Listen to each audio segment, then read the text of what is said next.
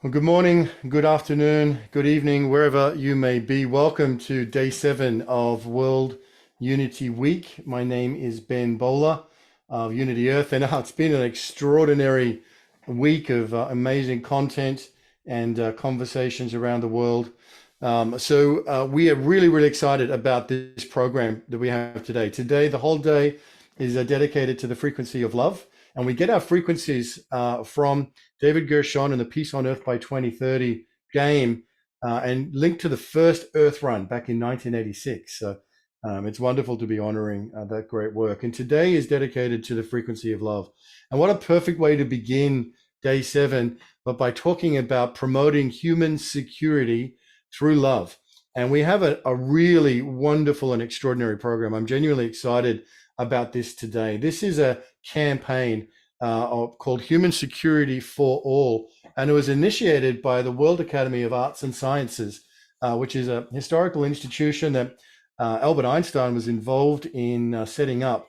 And together with the Human Security Unit of the United Nations, the World Academy of Arts and Sciences has embarked on this campaign for human security for all. And it's so interesting and exciting and timely and needed because it's about redefining the very meaning of human security away from a narrow, militaristic, nationalistic definition of human security and broadening it out into really be inclusive of not just the well-being of individual humans, families, communities, and nations, but also all of life, and recognizing the human part of the ecosystem of the planet. So I think it's to have the United Nations having funded such a progressive and enlightened initiative that really is there to broaden and expand and to redefine what the idea of human security is. I think it's just brilliant. It's a very skillful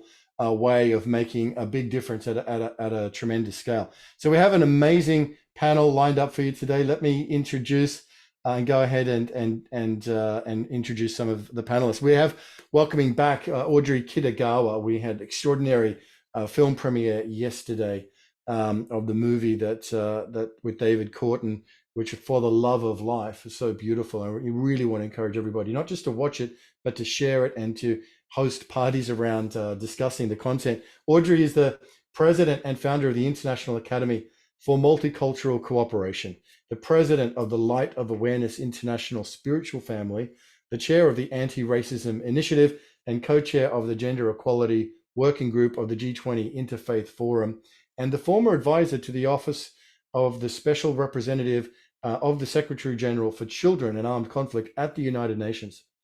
We also have Dr. Ash Pachauri, who's co-founder of Protect Our Planet movement. Super excited to meet Dr. Ash and to learn more about this work here. Dr. Ash Pachauri has a PhD in decision behavior and master's degree in international management, having worked with McKinsey and Company before, pursuing a career in the social development arena.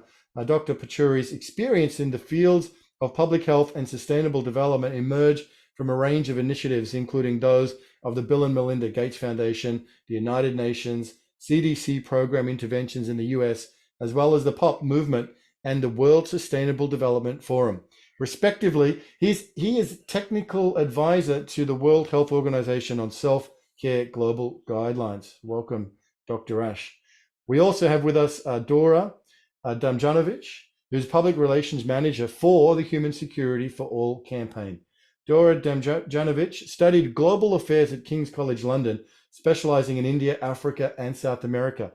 She is a junior fellow of the World Academy of Art and Science and one of the founders of Youth Leadership Network, a global NGO that aims to connect young leaders, activists, and field experts to organizations and projects to create more youth participation in the 21st century. How wonderful. She also has her sustainable clothing brand, Dora Design, through which she promotes sustainable development and raises awareness about climate change. She has also worked as a project coordinator assistant in the United Nations and European Parliament. So welcome, Dora.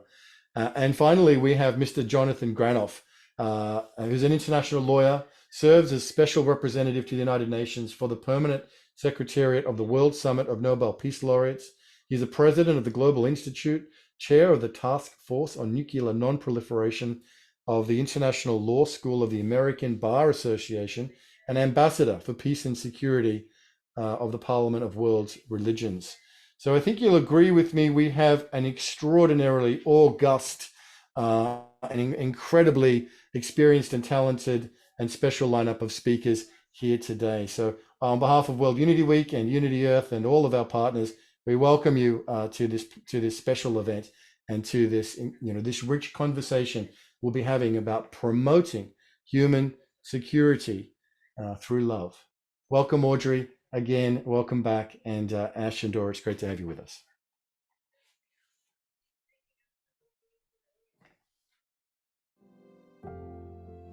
The world we know is facing unprecedented challenges which cannot be solved if humanity remains divided. We know deep down that our security lies in the security of others, our families, our neighbors, our communities, our world. People of faith have always known these truths. A peaceful and secure world is not about borders, but about people, about ensuring human security. Faith communities, interfaith dialogue, and cooperation can help usher in a new era of global solidarity, one that fosters understanding and trust between people of different faiths and cultures, one focused on human security for all. We must rise above our national and individual differences behind a vision of a safe, peaceful, and healthy planet. Human security is about building safe and inclusive communities, a just world.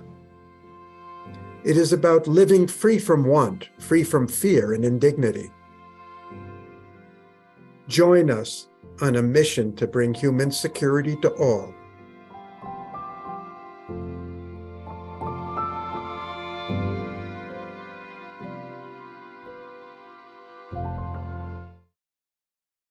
Thank you. Those are beautiful openings, setting the context. We're now going to hear from Jonathan Granoff, who's here with us in the room, but has also prepared these remarks for today's special discussion. So let's hear from him.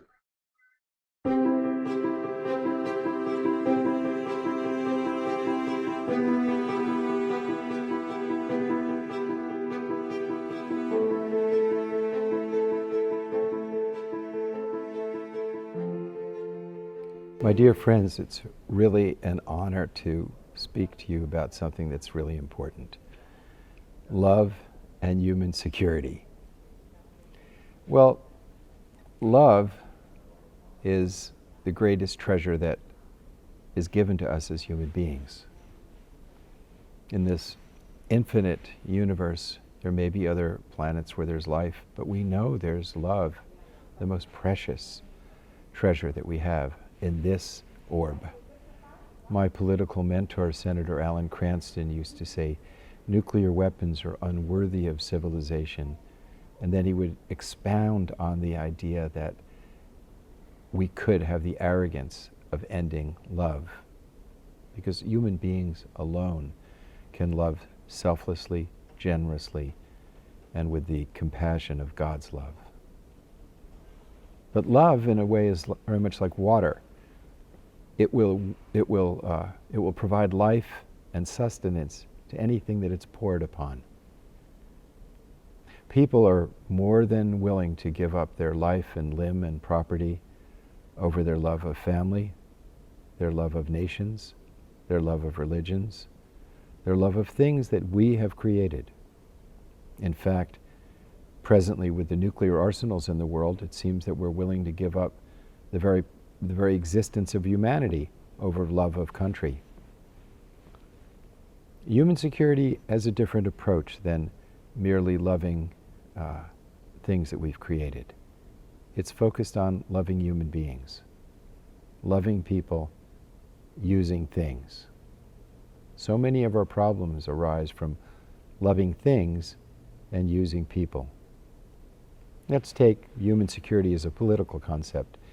It essentially says that the function of the state is to create an enabling environment for human beings to have freedom from fear, freedom from want, and freedom from indignity.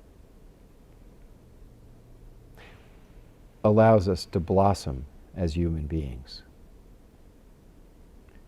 When we love things, ideologies we create, weapons we create, rites, rituals, and practices that we cling to that separate us from others rather than enhance our ability to be open and loving. When we love things that we've created and use human beings, then we have terrible problems. Human security shifts the focus of the duties that we have as human beings to love people and use things. Now, why is this so important? It is so important because the human being is the unique creature that can become aware of its divine nature and manifest it. The human being can manifest compassion, patience, love, peacefulness, justice, knowingly. It has the capacity to know these qualities and to know the source, which is the giver of life itself, as the wise have told us since time immemorial. That giver of life is indescribable, but is often described as love, as compassion.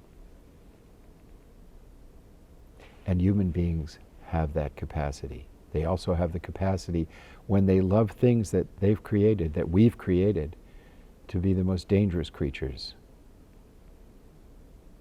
to commit horrible, horrible acts based on love of things that we have created.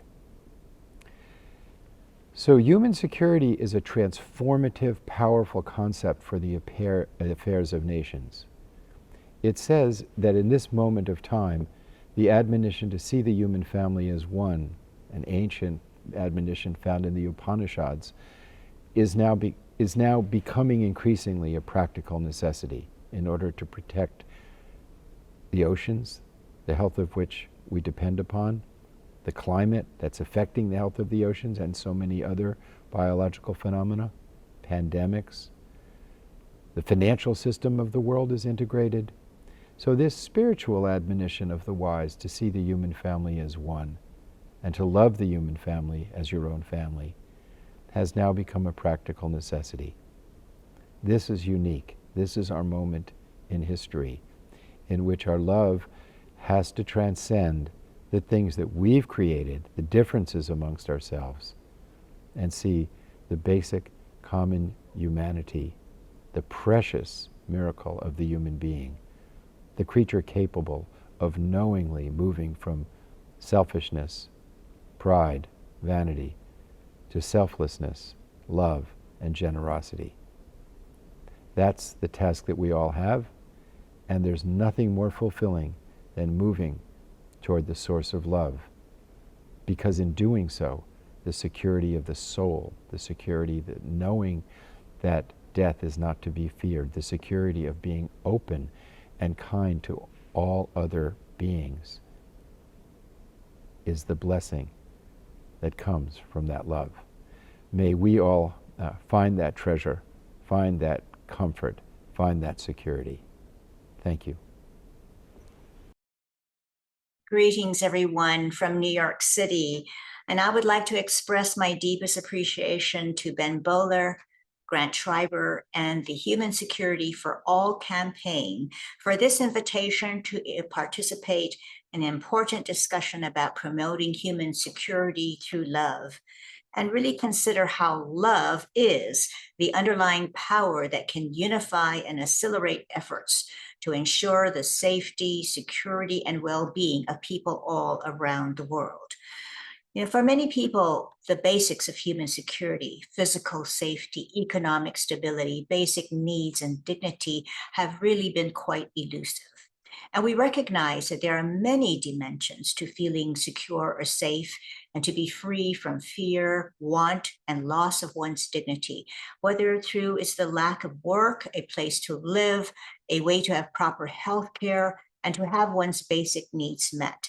and Human Security for All has rightly identified the human security approach as a wide-ranging framework that responds to the many calls that we hear every day to care for one another, to help each other, and to be present in the world as a compassionate presence for ourselves and those around us.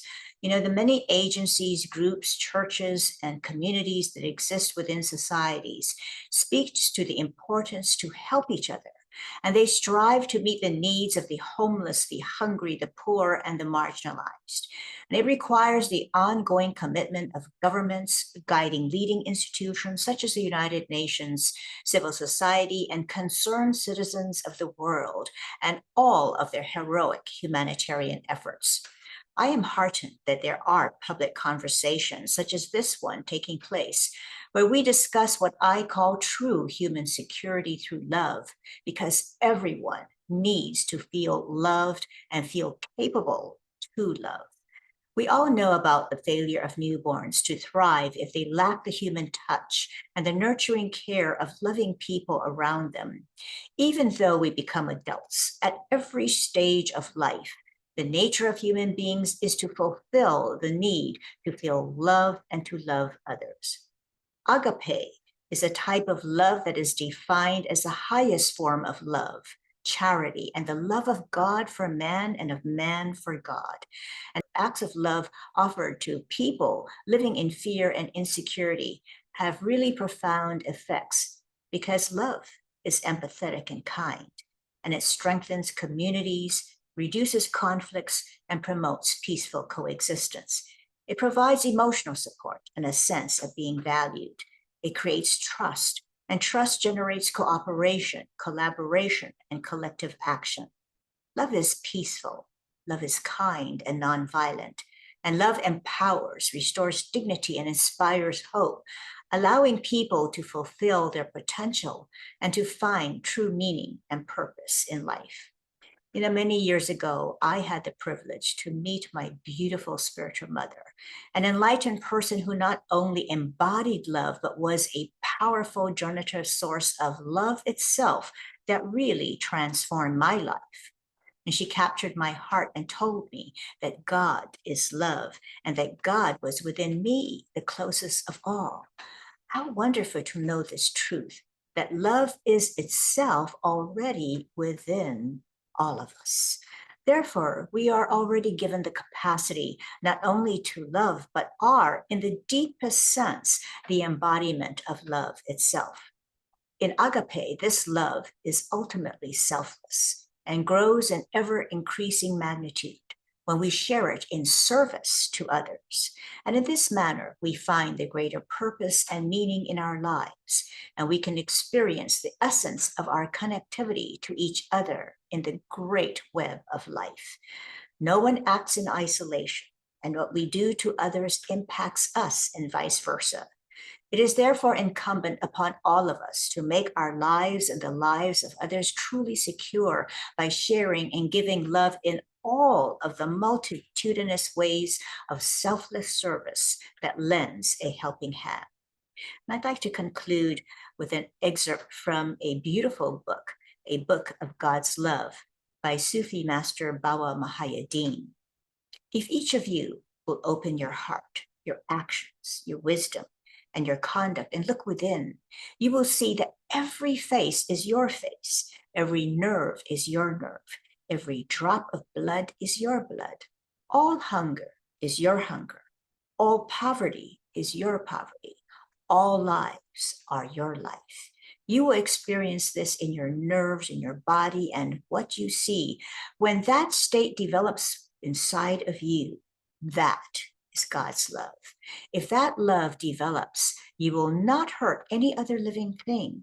You will not cause pain. You will not reject any life, and you will not torture any life, because if you hurt anyone, it will hurt you.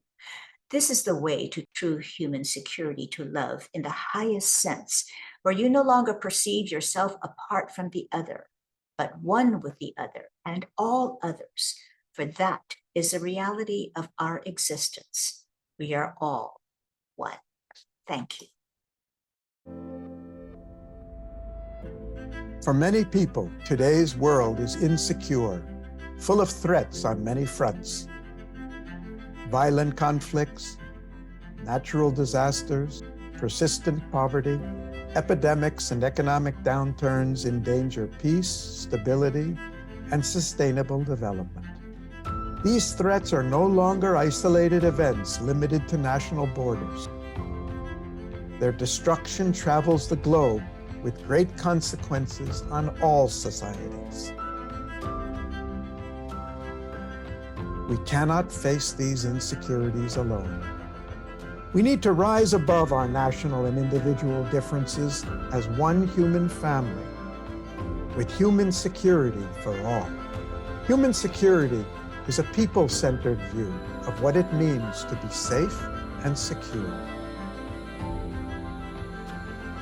Faced with unprecedented challenges, the world requires urgent responses and innovative solutions. Next generation and human-centered technology carry the potential to reshape our future. Join us on a mission to bring human security for all through technology. Let us rise together to reach our potential and leave no one behind.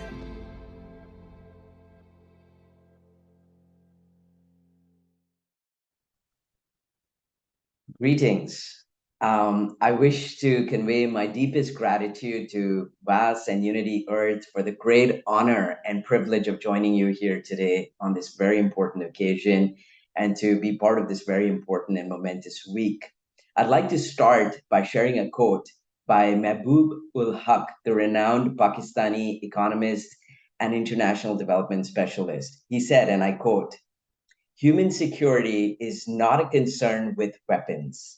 It is a concern with human dignity. In the last analysis, it means a child who did not die, a disease that did not spread, an ethnic tension that did not explode, a dissent who was not silenced, a human spirit that was not crushed." Quotes closed. The roots of the diverse aspects of human security can be traced back to the seminal work of Abraham Maslow, who in 1943 classified human needs and aspirations into physiological needs, safety, love and belonging, social esteem, and self-actualization. Humanity's efforts to satisfy all these needs and our hope that they will be fulfilled in the future is fundamental to the ideal of human security. And this is evident from what former UN Secretary General Kofi Annan said in his speech in 2005. And what he said was, it is freedom from want and fear. And herein lies the significant departure from national security, which is about fear and, in quotes, the worst case scenarios, while human security is motivated by love and the view of what the world can be. Recent crises such as the coronavirus pandemic, climate-induced natural disasters, violence, and war on several continents have devastated our lives and economies, undermining human security. Many of you may be surprised to learn that as we speak, we have 32 countries in the world in conflict and war. We also know that the United States spends its greatest portion of its energy budget on defense, making the US military its most energy intensive sector. And even as the global pandemic has been called off, we have one COVID-19 death every 4 minutes. The reality is also that as we speak, we have many other pandemics at play. Pandemics of oppression, knees on the neck, human rights, hunger, sanitation, safety, among many others. These pandemics threaten every dimension of human security. I would very humbly propose that by embracing the principle of Vasudeva Kutumbakam, which is a Sanskrit phrase, which means the world is one family and is founded on the spirit of love and oneness, we can indeed overcome the biggest challenges that confront us today. By coming together and acting in unity while spreading the message of love, care, we can together achieve what we set out to achieve. That is to overcome the magnitude of threats at play affecting global economics, food, health, environment, personal, community, and political events. This love and unity is how we are able to celebrate and even go as far as taking for granted the many freedoms and liberties that we are so blessed to enjoy today. How do we get here? Our forefathers joined hands and hearts and did so with the strength of their conviction. We have the good fortune of learning from, being inspired by, and standing on the shoulders of great giants. We can indeed pave the way to a secure future for all by looking back and by learning from past victories and challenges as well as their lessons. Great movements and moments that have changed the course of history have been successful because they united us around love, shared voices, and values. This is exactly what the Human Security for All campaign is about. This is also what the POP family of the POP movement, where POP stands for Protect Our Planet, practices in its every action and initiative. We can only move forward as one POP family, as one global family. And that family needs to be founded on the principles of love, respect, and dignity for all. But what we must also remember is that we have a small and rapidly shrinking window of opportunity. We must seize the moment and act. Our acts must be embracing of true love and respect for all forms of life that we are so blessed to share this beautiful planet with. So join us and do so with your heart, with love. A warm welcome to the Human Security for All campaign, WAS, Unity Earth, and the POP movement's POP family. Thank you. What a beautiful, inspiring speeches. Congratulations to everyone. It's really an honor to be here today as we gather at this remarkable event, World Unity Week. And I would really like to express my heartfelt gratitude for the opportunity to share with you this profound connection between human security and love, and what exactly that means. Because in today's world that is often filled with division and conflict, uncertainty, the whole concept of human security offers us a powerful lens through which we can strive for a more harmonious and inclusive society. It encompasses the idea that every individual on this planet, regardless of their background or circumstances, deserve to live a life free from fear, poverty, injustice, and violence. And it emphasizes the importance of protecting and promoting a well-being of every human being. But how does love come into play? Love, in its purest form, is the driving force behind human security. It's the foundation upon which we can build a world where compassion and understanding and respect thrive. Love is not merely a sentimental emotion, but it's more transformative power that is capable of inspiring actions that can change lives and shape societies. Love encourages us to see beyond our differences and to embrace our shared humanity. It calls us to recognize that we are all interconnected and that the well-being of one person is intimately tied to the well-being of others. Love enables us to transcend barriers of race, religion, nationality, and ideology, and instead fosters unity, empathy, and collaborations, which are pillars of human security. When we approach human security with love, we reject the notion that security is solely about military might or the protection of national interests. We understand that true security extends beyond physical safety and encompasses the fulfillment of basic needs, such as access to food, clean water, healthcare, education, economic opportunities. Love compels us to advocate for social justice, equality, and the eradication of poverty, knowing that these are essential ingredients for genuine security. Love also empowers us to address the underlying causes of conflict and violence. By nurturing understanding, forgiveness, and reconciliation, we can break the cycles of hatred and revenge, paving the way for sustainable peace.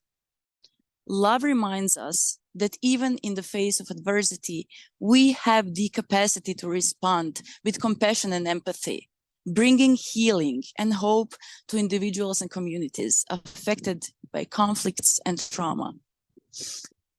All of us are ambassadors of human security, and we have the responsibility to embody love in our words, in our action.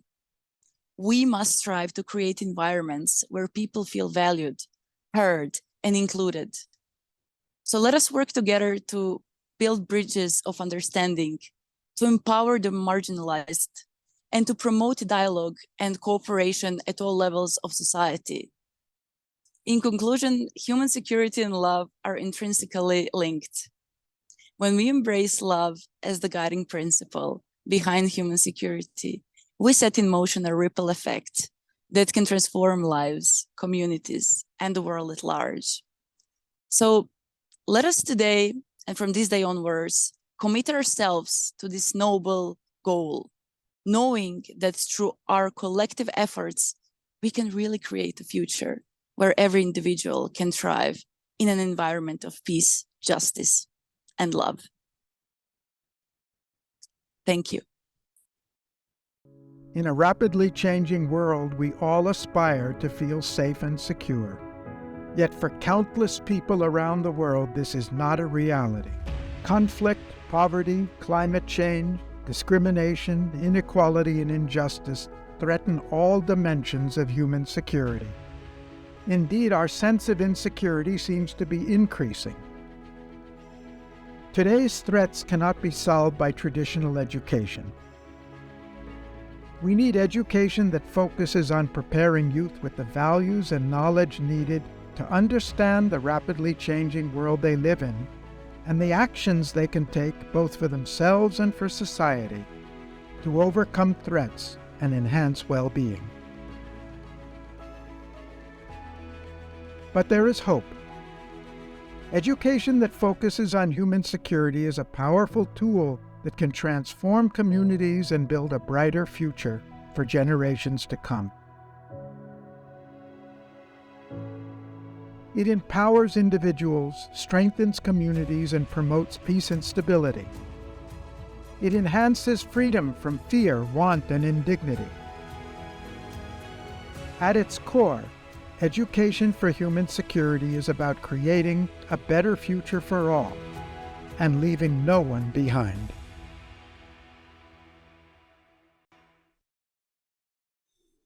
Oh my goodness, this is amazing. What incredible presentations we've had from Audrey and Ash and Dora and Jonathan. And it's just so striking. We could talk about this for hours and hours because there's so much to unpack and we would love to dive in deeply into it. We only have a few minutes just to hear final messages from each of you. One thing that struck me from your presentations, I think all of them, was the profound connection to spiritual wisdom, which is driving this new or this increased, this expanded definition of human security. If we have the, going back to the Bhagavad Gita and Vasudhaiva Kutumbakam, and of course Audrey also brought in the great Sufi saint Bawa Muhayyaddin, and many other of the traditions. So we know, Jonathan, this is a big part of the spiritual inspiration. We have all of the wisdom traditions in order to have a culture of peace, a culture of thriving, of love, of harmony, and yet, we're not there. So my closing question for you in the context of this brilliant campaign, which I think is just so strategically clever to be working in that space of bridging the gap between the institutions where they are and this a world of a more ideal spirit. How can we, Jonathan, get from where we are to where we want to be? What is the process and the pathway of moving beyond, the nation state saber rattling definition of human security to one that really is so simple, has been so beautifully expressed by each four of you, and that we all feel in our hearts and that we all believe is possible? How can we close the gap on where we are and where we want to be and where we need to be? Okay. We can't. What we can do is we can serve with gratitude, the fullness of our skills and the fullness of our heart, and give the responsibility of what we do, the rewards and losses, to the creator of the world, to God. This is the information that Krishna gives to Arjuna of how one does service in the world and obtains liberation of the soul. Presently, I've been involved in the debates on creating the Declaration on the Sustainable Development Goals for the summit at the United Nations that will take place in September. I have a seat in the General Assembly as a permanent observer. And when the term human security has come up, countries have objected to it. Authoritarian countries, Russia, for example, has objected to it because they see it as a gateway for breaching sovereignty and using responsibility to protect, to use force in an overreaching way. Now, human security has nothing to do with the responsibility to protect. The debate is somewhat distorted in the international arena. So one of the things that we have to do is bring the clarity of what we've heard today, and particularly in the excellent presentations by the World Academy of Arts and Sciences, which Gary Jacobs explains human security. We have to do our best to educate the public on this new necessary concept. It's necessary because so many of the threats that face every individual on the planet can no longer be met at a national security level. The climate doesn't recognize borders. 60% of our oxygen comes from the phytoplankton, which depends on the health of the oceans. The oceans don't recognize borders. Pandemics, viruses don't recognize borders. These major threats that we all face, or nuclear exchange, a small portion of the arsenal, would end human civilization.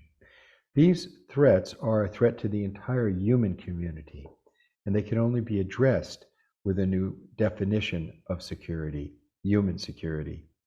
What we can do is we can develop the characters based on the love, the description that we've heard today, this beautiful description from all of my colleagues here. I mean, they're just fantastically comprehensive. Moreover, anybody could see the love shining in your faces and your heart, the fact that you're walking the talk, just like Ash's dad walked the talk and alerted us to the climate. And Dora's shining, her face is the shining of her heart. And Audrey's transmission should be shared universally.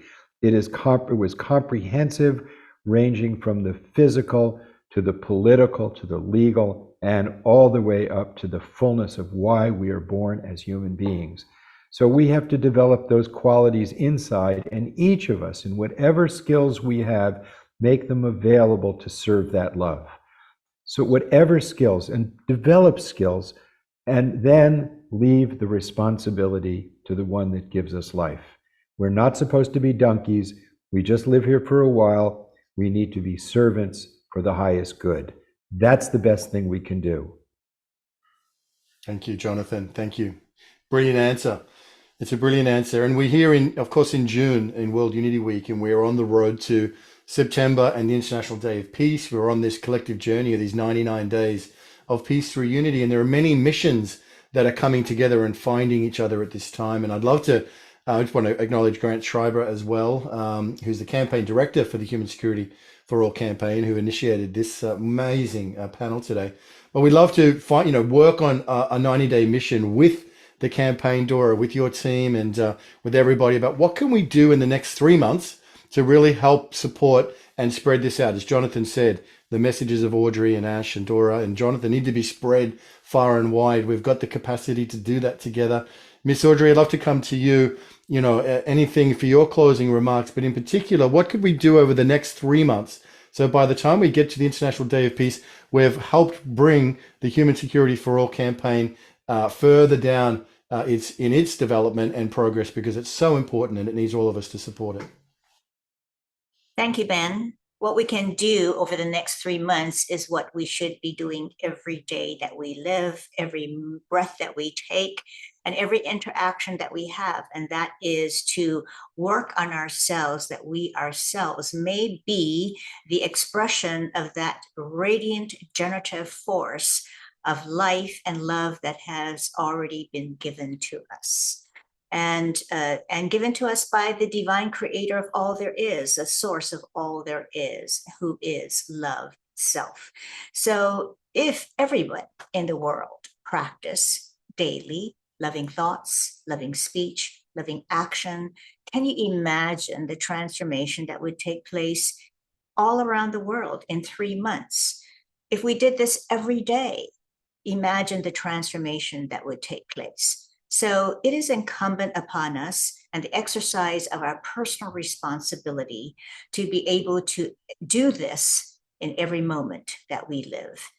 And I often say that the mastery of the self is the most difficult mastery there is. And yet it is incumbent upon us as global citizens to see that where we are is the holy ground, and we must practice there.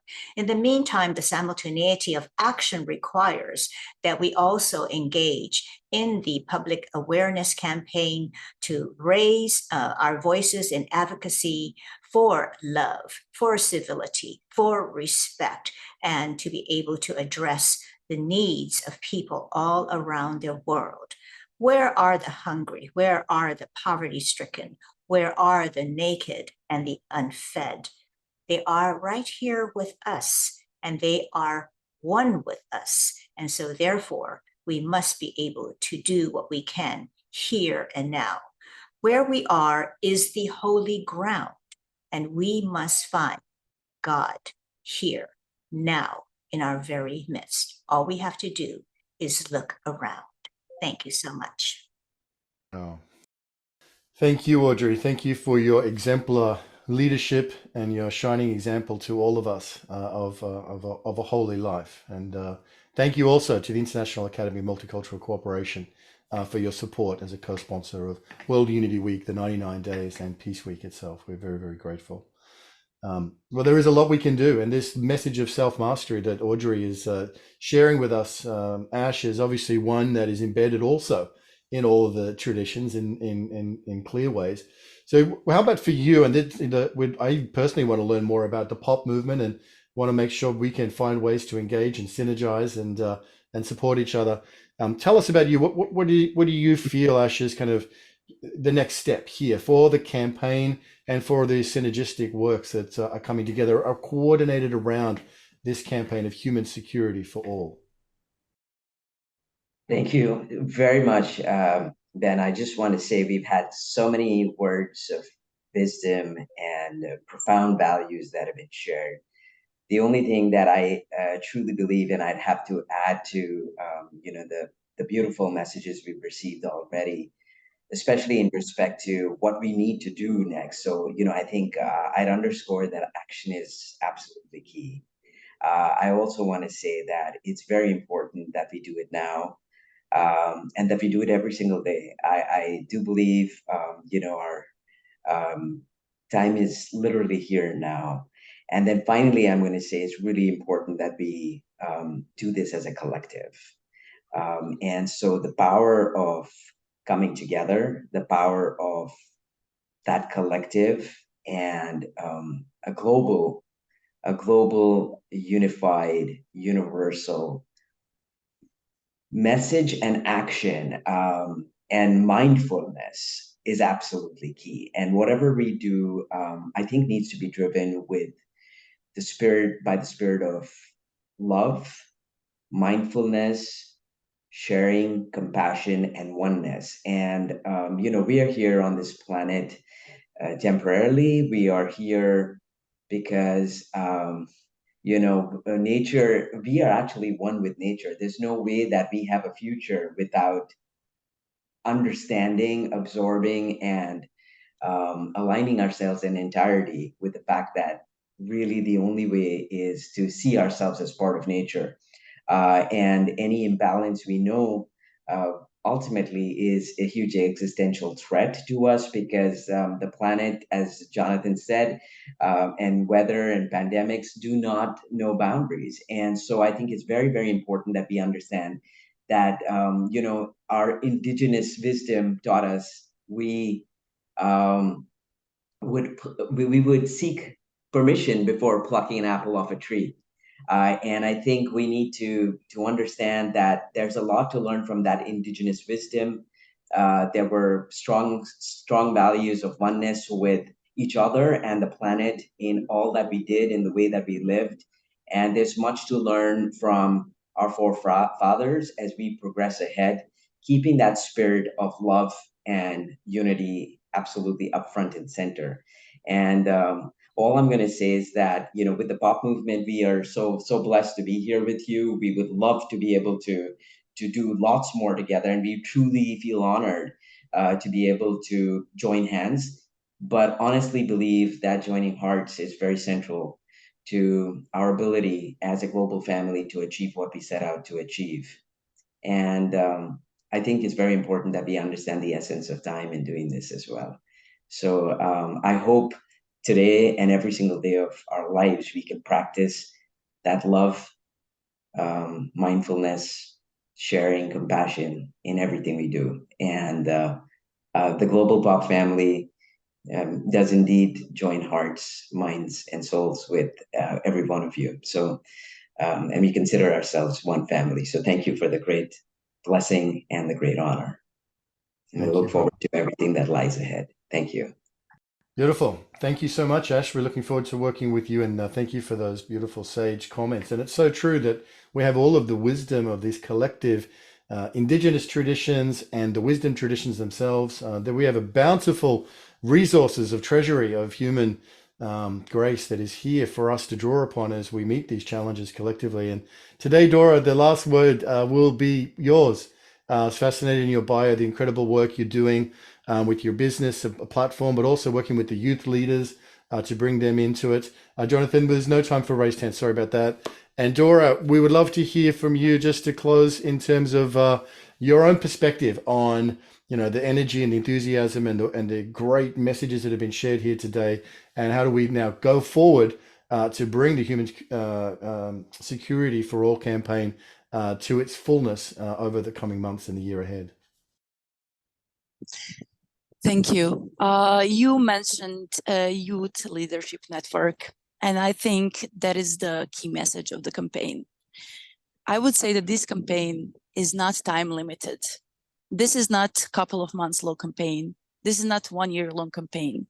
This is something that is going to plant a seed for our future generations to actually continue that legacy and continue with human security. It's all about building momentum. And that is what we are doing right now. We cannot expect to accomplish any of those goals that we mentioned today in 1 year, in 10 years. But we can work on them every day, personally and collectively.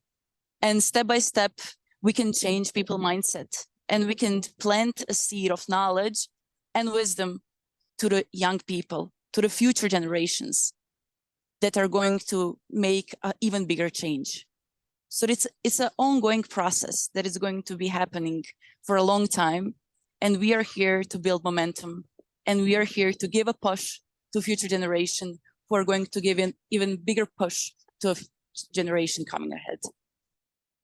So yeah, I think that's the key message, that this is something that is ongoing and lasts for a lifetime. Magnificent. Thank you so much. Thank you so much for that inspiring message, Dora. And I want to, thank again Grant Schreiber, and congratulations to the whole team, to Gary Jacobs, and to everybody involved from the World Academy of Arts and Sciences, and also from the UN human security component, that have pulled this together and have this ambitious, skillful, strategic, well-coordinated, structured campaign that is going to make an enormous difference. Thank you so much. Thank you, Audrey, for being with us today. And thank you, Jonathan, for your extraordinary message, so beautifully delivered. And thank you, Ash, and thank you, Dora. We have one small video to play as we close today, but much love and aloha to everybody as we go forward in this work. And thank you for you've uplifted us all. So bless the campaign, and we'll close with the video. Thank you, everyone.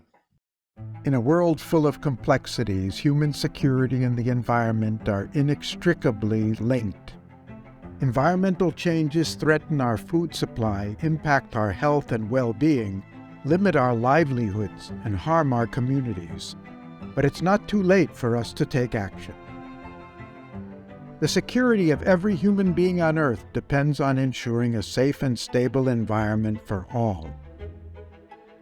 From urban planning to sustainable agriculture, we can create resilient communities that address the interconnected challenges stemming from environmental changes. Innovation and collaboration are key to solving environmental threats and ensuring human security. Across the globe, people are working together to restore ecosystems, reduce emissions, and conserve resources. We all have a role to play in protecting our planet and fostering a more sustainable future. From reducing waste to supporting renewable energy, every action counts. Today, let's pledge to take action and work together for a secure and thriving future. Visit humansecurity.world to learn more and share your story by using #HumanSecurityForAll.